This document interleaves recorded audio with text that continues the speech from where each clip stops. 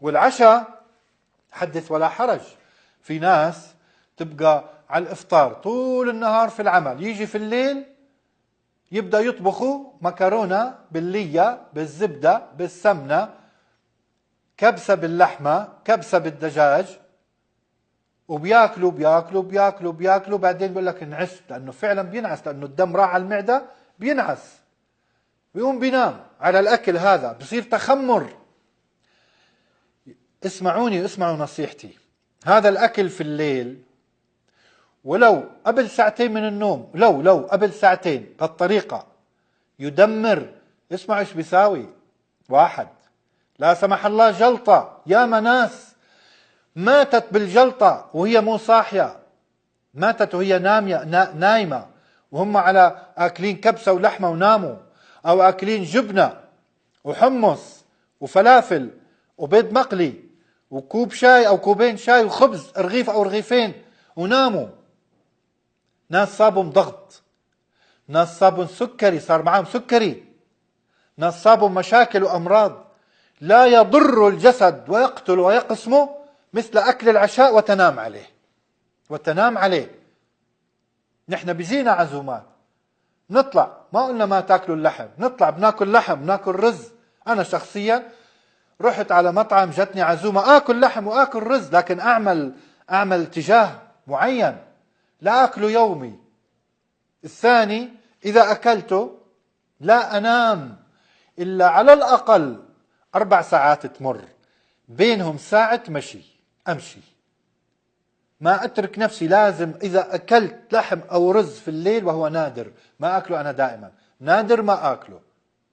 العشاء نادرا ما أتعشى، نادرا. وإن فرض علي العشاء، كنت مسافر، كنت عزومة عند ناس عند أحد، ما يصير أقول له لا آكل قليل، لا أكثر. وإن أكثرت لأنه ما كنت متغدي مثلا، قلت لكم أمشي ساعة ولا أنام إلا بعد مرور 4 ساعات وقد أكلت. سلطة بكمية معتدلة، يعني أكلت سلطة، كسرت سلطة. إذا أكلت 200 جرام لحم على العشاء، آكل 400 جرام سلطة، لأن السلطة فيها أنزيمات تهضم اللحم بشكل أسرع مما كان. اللحم يظل في الأمعاء أكثر من 12 ساعة إلى 24 ساعة حتى الجسم يتخلص منه. 24 ساعة الجسم عم ببث سموم اللحم وانت موجود نايم أو صاحي. الخضار 3 إلى 6 ساعات يظل في الأمعاء ولا تبث سموم. إذن ليس شرط اللحم. العشاء بشكل عام، العشاء إذا تعشيت تعشى قبل 4 ساعات وامشي بينهم مش ساعة، نص ساعة، لو في البيت. لأنه كل هالأمراض اللي تجينا من وين؟ مفاصل وركاب وأكزيما وثعلبة وبهاق وتصبغات وتوتر وضغط وغدة ومدة ونقرس وبقرس وزلال وغيره. من وين؟ هي جرثومة؟ لا. فيروس؟ لا. خلل غذائي.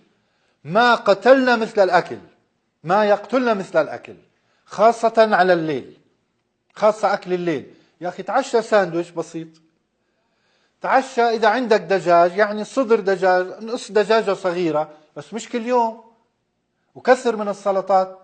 لكن تعشى قبل 4 ساعات، مو مشكلة تعشى بس قبل 4 ساعات.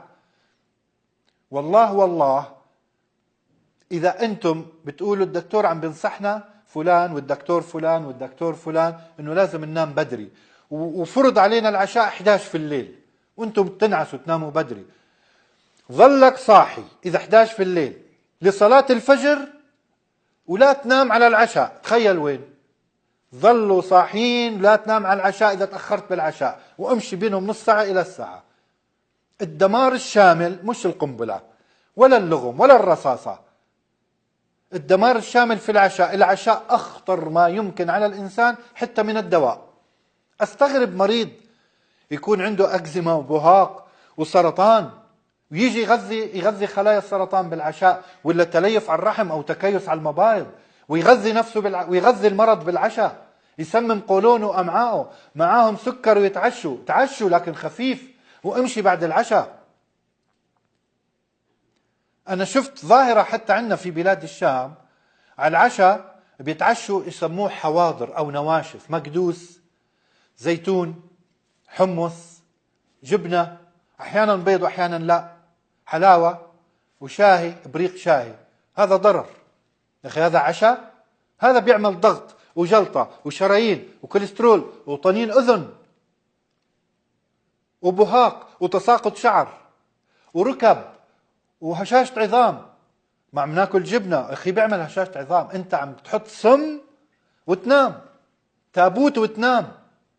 مو معقول كده. وبيجي بيقول لك عم بحلم كوابيس، عم بصحي عندي غثيان، عندي لعيان، عندي دوخة، عندي مو قادر. اللي يتعشى في الليل لما يصحى في النهار يصحى ويحط نفسه كده ويروح على العمل وعامل كده ومرخي وما في قوة وما في عزيمة وما في حيوية وعنده نكد سوء مزاج. لأنه سوء المزاج رسالة إنه قولونك غلط، إنه عشاك غلط، إنه أكلك غلط. أرجو تقطيع هذا الجزء تبع العشاء، قطعوه وانشروه منشان الناس صعب تشوف حلقة كاملة ساعة. انشروه.